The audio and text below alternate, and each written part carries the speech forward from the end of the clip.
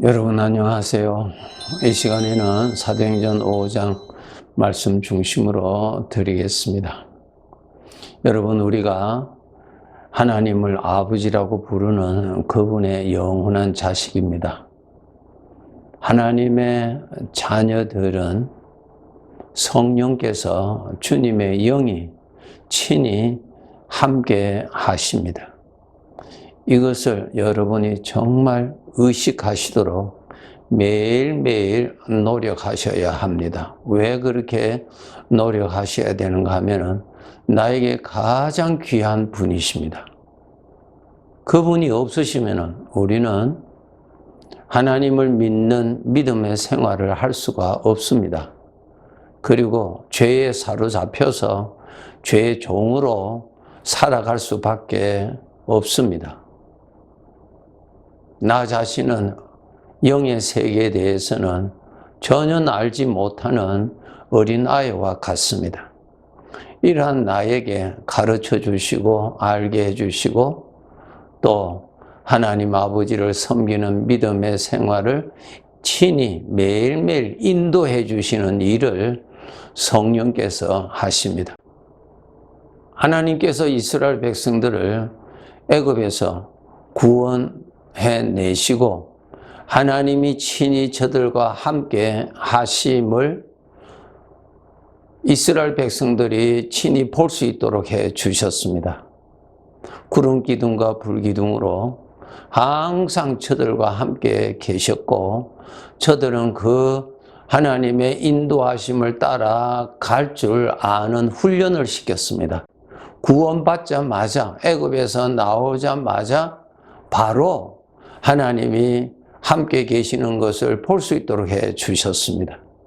오늘날 우리 구원받은 자들이 예수님을 구주로 영접을 하고 구원받은 자들이 영적으로 훈련받아야 할 것이 하나님이 나와 함께 하시다는 것입니다.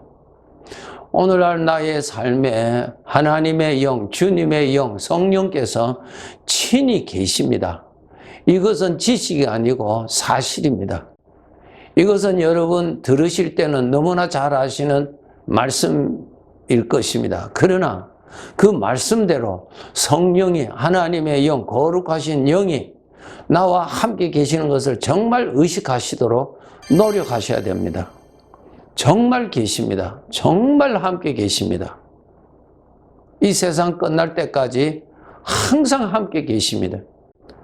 성령께서 나와 함께 계시는, 인격적으로 친히 계세요. 나를 아시고 나를 보시고 나의 모든 사정을 다 아시고 나의 부족함을 다 아시고 나를 사랑하셔서 나의 주인으로 계시고 오늘의 삶에 나를 인도해 가시고 필요로 하는 은혜를 베풀어 주셔서 그 은혜를 믿고 그 은혜를 누리고 그 은혜를 따라서 살아갈 수 있도록 주관하시는 일을 친히 하십니다. 이제 제자들에게 친히 임재하신 성령께서 주님의 영이 함께 계시는 것을 오늘 이 본문에서도 보여주시고 계십니다. 12절을 보시면은 사도들의 손을 통하여 민간의 표적과 기사가 많이 일어났다 그랬습니다. 16절에 보시면 수많은 사람들도 모여 병든 사람과 더러운 귀신에게 괴로움을 받는 사람을 데리고 와서 다 나음을 얻었다 그렇게 기록해 두었습니다. 무엇입니까? 제자들이 이렇게 한 것 아닙니다. 이제 주님의 영이 친히 제자들과 함께 계셔서 그 일을 하시는 것입니다. 계속 하나님은 계속 일하십니다. 그것을 보여주시는 것입니다. 그래서 그 당시에 사람들이 사도들을 통하여서 나타나는 이러한 일들을 보고 주님의 영이 이 자리에 계셔서 이 일을 하시는 것을 깨닫고 주님을 믿었다 그랬습니다. 예수님을 믿었다 그랬습니다. 예수님을 믿어야 구원을 받을 수가 있는 것이죠. 여러분, 성령님께서 주님의 영이 함께 계시는, 우리 하나님이 친히 나의 생애에 함께 계시는 것이 믿어지시는 이 믿음은 하나님에 의해서 우리에게 주어지는 것입니다. 그런데 이 믿음을 여러분 가지시기를 원하신다면, 이 믿음이 더 선명해지시기를 원하신다면 하나님의 말씀을 여러분이 많이 들으셔야 됩니다. 주님의 말씀을 많이 들으셔야 됩니다. 하나님의 말씀입니다. 하나님의 말씀을 많이 들으셔야 성령께서 그 말씀을 듣고 있을 때에, 그 말씀을 품고 있을 때 믿음을 주신다고 약속하셨습니다. 우리는 이 믿음이 있어야 돼요. 오늘날 지식은 많이 가지고 있는데 믿음은 어린아이 수준에 있을 수가 있습니다. 아닙니다. 하나님이 친히 계시기 때문에 지식으로 하나님 아는 것 아닙니다. 주님의 영이 친히 같이 계시는 것이 믿어지도록 하나님이 도와주시는 것입니다. 그래서 여러분 하나님의 말씀을 많이 읽으시고 하나님의 말씀을 많이 들으시고 하나님의 말씀을 통하여서 은혜를 받으셔서 성령님이 우리에게 믿음을 주십니다. 믿음이 무엇입니까? 지식이 아닙니다. 지식은 이 세상에서 얼마든지 얻을 수 있습니다. 성경을 지식적으로 얼마든지 연구하고 여러분 배울 수 있습니다. 여러분 성경은 지식을 위해서 주신 것이 아닙니다. 살아계신 하나님 그분을 인격적으로 알고 인격적으로 모시고 인격적으로 섬기기 위해서 있는 것입니다. 믿음이 바로 인격적인 하나님을 의식하게 만들고 인격적인 하나님을 내가 마음을 열어서 모시도록 해주는 것이 믿음인 것입니다. 이 믿음을 우리는 많이 가져야 이 믿음이 더 선명할수록 내 인생에 친히 와 계시는 주님의 영을 정말 감사하면서 정말 주님을 모시고 더 잘 살아갈 수가 있는 것입니다. 여러분, 우리들의 삶에서 주님의 영이 친히 계시다는 것을 의식하시고 그 다음에 주님의 영이 나에게 일하시는 것을 은혜를 베풀어 주시는 것을 감지하실 줄 알아야 됩니다. 느낄 줄 알아야 됩니다. 그것을 판단할 줄 알아야 됩니다. 그리고 그렇게 은혜를 베풀어 주시는 주님께 감사할 줄 알아야 되는 것입니다. 누가복음 19장에 보시면은 삭개오라고 하는 사람에 관한 기록입니다. 이 삭개오는 특별히 물질에 대한 욕심이 가득 차서 그 욕심에 사로잡혀서 종노릇하고 있는 사람이었습니다. 물질만 있으면, 돈만 있으면 만족하다고 하는 철저한 그 욕심에 사로잡혀서 있는 사람입니다. 19장 1절부터 보시면은 예수께서 여리고로 들어가 지나가시더라.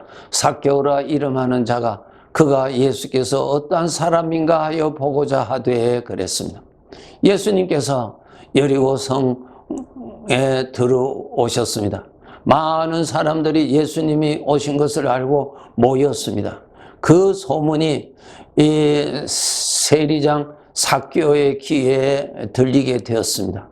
그런데 말입니다. 이 삭개오의 마음에 어떠한 변화가 일어나는가 하면은 예수님의 얼굴이라도 보고 싶어 하는 관심이 일어났습니다.